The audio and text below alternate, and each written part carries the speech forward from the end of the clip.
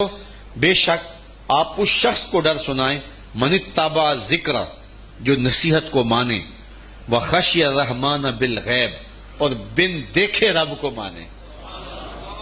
یار جب کوئی دیکھ لے سامنے آنکھوں کے آ جائے تو پھر تو وہ فرعون نے بھی کہا تھا نا آمنت برب موسیٰ، میں موسیٰ کے رب پر ایمان لایا ہوں، تو دیکھ کے یہ تو بدبخت ایسے تھے چاند ٹکڑے ہوتے دیکھا پھر بھی نہ مانا، اور مدینے والوں نے کچھ بھی نہ دیکھا کہا ہم جانے وار دیں گے آپ کے نام پہ، تو کہا کہ محبوب وہ تیری راہیں تک رہے ہیں، وہ تیرا انتظار کر رہے ہیں اور وہ بن دیکھے مان رہے ہیں۔ اللہ اکبر، الذین یؤمنون بالغیب، بن دیکھے انڈٹھے جو سودے کرتے ہیں۔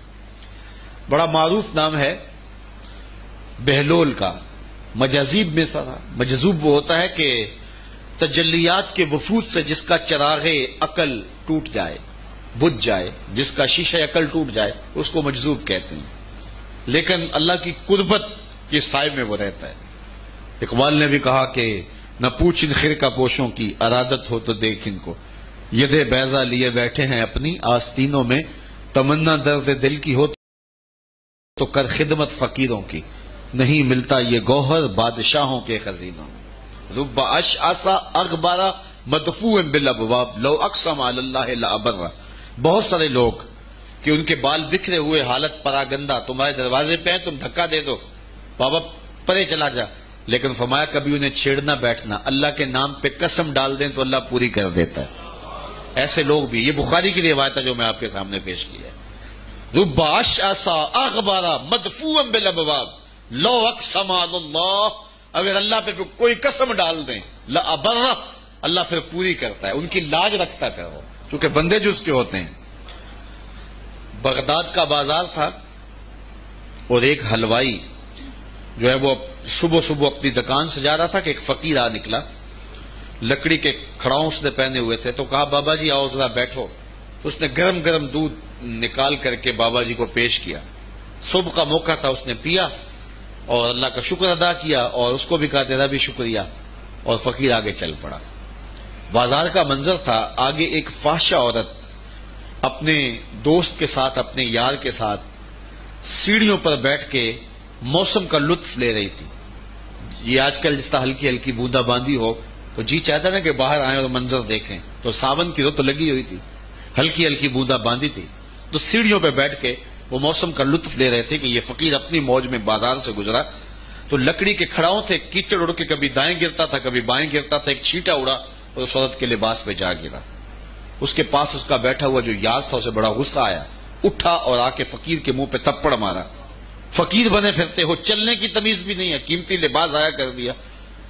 فقیر نے آسمان کی طرف دیکھا اور ہنس کے کہا مالک تو بھی بڑا بے نیاز ہے، کہیں سے دودھ پلواتا ہے کہیں سے تھپڑ مرواتا ہے۔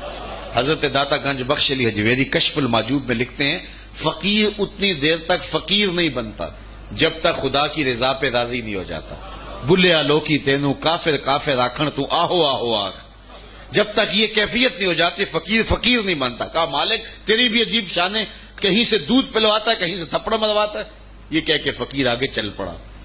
وہ عورت چھت پہ جانے لگی تو پاؤں پھسلا سیڑھی سے تو سر کے بل گری، چوٹ کوئی ایسی آئی کہ موقع پہ فوت ہو گئی۔ شور مچ گیا کہ فقیر نے کوئی بد دعا دی تھی آسمان کی طرف منہ کر کے، تو یہ قیمتی جان چلی گئی۔ فقیر ابھی بازار کے دوسرے کونے تک نہیں پہنچنے پائے تھے کہ پکڑ لیے گئے۔ لوگوں نے کہا فقیر بنے پھرتے ہو، حوصلہ بھی نہیں رکھتے ہو، کیا ہوا میاں؟ کہا تم نے بد دعا دی اور عورت کی جان گئی۔ کہا بلّہ میں نے تو کوئی بد دعا دی تھی۔ کہا نہیں، تیری بد دعا کا کیا دھرا ہے، لوگوں نے جو ہے وہ ضد کی کہ تو نے کوئی بد دعا دی تھی تب ایسا ہوا ہے۔ جب لوگوں نے ضد کی نا، اس نے کہا اگر سچی بات پوچھتے ہو نا تو میں نے بد دعا کوئی نہیں دی، یہ اصل میں یاروں یاروں کی لڑائی ہے۔ کہا وہ کیا؟ کہا جب میں گزر رہا تھا تو میرے پاؤں سے چینٹا اڑا، اس عورت کے لباس پہ پڑا تو اس کے یار کو غصہ آیا، اس نے مجھے مارا، پھر میرے یار کو بھی غصہ آ گیا۔ تو کہا رب اشعث اغبر مدفوع بالابواب لو اقسم علی اللہ لابر۔ اولاد کی تربیت ہمارے ذمہ لازم ہے، اور اس تربیت کا بہترین ذریعہ ہماری اپنی تربیت ہے۔ اولادیں ہماری گفتگو کو تھوڑا، ہمارے عمل کو زیادہ قبول کرتے ہیں۔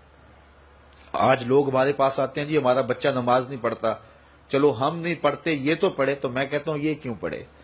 جب تم مصلی بچھاؤ گے تو یہ بھی بچھائے گا. تو ہم نے اپنے عمل سے اپنی اولاد کو جو ہے وہ سیدھا کرنا ہے اور ان کو درست راستے پہ لانا ہے. بالخصوص بچے جب چھوٹے ہوتے ہیں اس وقت وہ ماں باپ کی بات کو غور سے سنتے ہیں. انہیں ماں باپ سے بہت زیادہ محتاجی ہوتی ہے، ضرورت مند ہوتے ہیں اور ماں باپ کی عادات کو کاپی کرتے ہیں. اور عموماً ہم بچوں کو اس عمر میں توجہ نہیں دیتے. 4 سال سے لے کر کے 8-9 سال تک کی عمر کا بچہ انتہائی توجہ کا مستحق ہے کہ ماں بھی توجہ دے، باپ بھی توجہ دے. اس کے بعد پھر آہستہ آہستہ وہ مانوس ہونے لگتا ہے اپنے دوستوں سے، اور بالخصوص 12-13 سال کے بعد وہ مانوس ہو جاتا ہے اپنے دوستوں سے. پھر اس نے جو سیکھنا ہے وہ دوستوں سے سیکھتا ہے. اگر دوست اچھے ہوں گے وہ اچھائیاں سیکھ جائے گا، اگر دوست برے ہوں گے تو وہ برائیاں سیکھ جائے گا. اس وقت ہم پریشان ہوتے ہیں کہ ہماری اولاد ہمارے پاس بیٹھتی نہیں ہے. اصل اس کی اب بیٹھنے کی عمر نہیں رہی، کیونکہ وہ تمہارے ہم عمر نہیں ہے کہ تمہارے ساتھ بیٹھیں، اور اب وہ بچے بھی نہیں رہے تو وہ اپنی ہم عمر نسل کو تلاش کریں گے. اس وقت ہم اگر اولاد کو کھینچیں گے تو وہ ہمارے پاس نہیں آئے گی. وقت جو تھا وہ ہم نے ضائع کر دیا. لیکن ہمیں پھر بھی اس دور میں اولاد سے غافل نہیں ہونا چاہیے. ہمیں ایک تو کوشش کرنی چاہیے کہ اچھے لوگوں کی دوستی ان بچوں کے ساتھ جو ہے وہ پیدا کرنے کی کوشش کریں. المرء علی دین خلیلہ فلینظر احدکم من یخالل. رسول اللہ صلی اللہ علیہ وسلم نے ارشاد فرمایا ہر شخص اپنے دوست کے دین پہ ہوتا ہے، تو جب وہ دوستی لگانے لگے تو دیکھے کہ وہ دوستی کس سے لگا رہا ہے. تو جب یہ عمر بچوں کی پہنچ جائے تو اس وقت یہ خیال کیا جائے. اور حضرت سیدنا علی المرتضی رضی اللہ تعالی عنہ نے فرمایا کہ 15 سال سے لے کر کے 20 سال تک کی عمر انتہائی اہم عمر ہے، اور اس عمر میں ہی نظریات بنتے ہیں اور خیالات پختہ ہوتے ہیں. تو جس نے اس عمر کو سنبھال لیا اس نے اپنی زندگی سنوار لی، اور جس کی یہ عمر بگڑ گئی اس کا سب کچھ بگڑ گیا. اس وقت میرے خیال کے مطابق 15 سے 20 سال تک کی اس عمر کو دوست بھی نہیں اتنا بگاڑ سکتے، معاشرہ بھی اتنا نہیں بگاڑ سکتا. اس عمر کو اس وقت سب سے زیادہ جو چیز بگاڑ رہی ہے وہ ہمارا سوشل میڈیا ہے، ہمارا الیکٹرانک میڈیا ہے، اور یہ موبائل جو ہر بچے کے ہاتھ میں آ گیا ہے. تو کم از کم 15 سال سے لے کر 20 سال تک کی عمر کے بچوں کو آپ موبائل لے کر نہ دیں، اور انتہائی ضرورت پر ان کو استعمال کرنے کی اجازت دیں. باقی ان کو اس عمر کے اندر اگر آپ نے اجازت فراہم کر دی اور وہ آپ کے کہے میں نہ رہے تو یہ ایسی بربادی ہے، ایسی تباہی ہے کہ جس کا ازالہ بعد میں بہت مشکل ممکن ہوگا. اس لیے اس وقت سب سے زیادہ ہمیں جو چیز نقصان پہنچا رہی ہے، ہماری معاشرت کو جو چیز کھوکھلا کر رہی ہے وہ یہ چیز ہے. یہ میں کل کی ایک رپورٹ پڑھ رہا تھا انڈیا کی، کہ انڈیا کا جو معاشرہ ہے اس میں جو نوجوان ہیں وہ بالکل اس میڈیا کی وجہ سے برباد ہو گئے، اور پاکستان میں بھی اس کے اثرات جو ہیں وہ بہت سارے ہیں.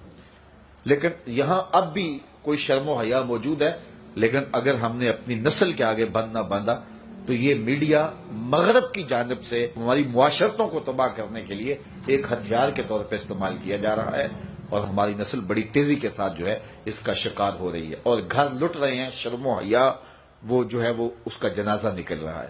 تو اس حوالے سے والدین کو خصوصی توجہ دینے کی ضرورت ہے. پھر ہاتھ ملیں گے تو پھر جو ہے وہ اس کا کوئی علاج نہیں ہوگا. لکھا ہے وہ ہمیں مل کے رہے گا. شیخ سعدی شیرازی فرماتے ہیں یہ کبھی نہیں ہوتا کہ مقدر کا لکھا نہ ملے، ہمارے اوپر صرف کوشش کرنا ہے. انہوں نے بڑی خوبصورت مثال دی کہ ایک بندہ جا رہا تھا جنگل میں تو اس نے دیکھا کہ ایک لومڑی ہے جس کے پاؤں بھی کٹے ہیں، ہاتھ بھی کٹے ہوئے. تو اس نے کہا مالک تو اس کو کیسے رزق دیتا ہوگا؟ تو وہ ایک درخت پہ چڑھ کے بیٹھ گیا. ایک شیر آیا، اس نے شکار کیا اور کچھ کھایا اور باقی بس خوردہ چھوڑ کے چلا گیا. یہ رینگتی ہوئی آگے بڑھی اور وہ جو بچہ کھچا تھا اس نے وہ کھا لیا. تو اس کا بڑا یقین کامل ہو گیا. اس نے کہا کہ مالک تو کتنا کریم ہے، اس کو بھی رزق دیتا ہے. ایک غار میں جا کے بیٹھ گیا. جب وہ بے دست و پا لومڑی کو رزق دیتا ہے انہیں تو پھر انسان. ایک پہر گزرا، 2 پہر گزرے تو ہاتف سے آواز آئی میرے بندے میں تجھے بھی دوں گا لیکن شیر بن لومڑی نہ بن. شیر بن لومڑی نہ بن کہ خود بھی کھا اور اوروں کو بھی کھلا. تو قسمت کا ہے جو مل کے رہتا ہے. اب کوئی شیر بن کے لے لے یا لومڑی بن کے لے لے. حرام ذریعہ اختیار کر لے یا حلال ذریعہ اختیار کر لے، اب یہ ہمیں اس نے اختیار دیا ہے۔ فَلَنُحْيِيَنَّهُ حَيَاتًا طَيِّبَةً، اللہ فرماتا ہے کہ جو میرا ہو جائے پھر میں ستھری زندگی دے دیتا ہوں، میں پاکیزہ زندگی دے دیتا ہوں، میں نورانی زندگی عطا کر دیتا ہوں۔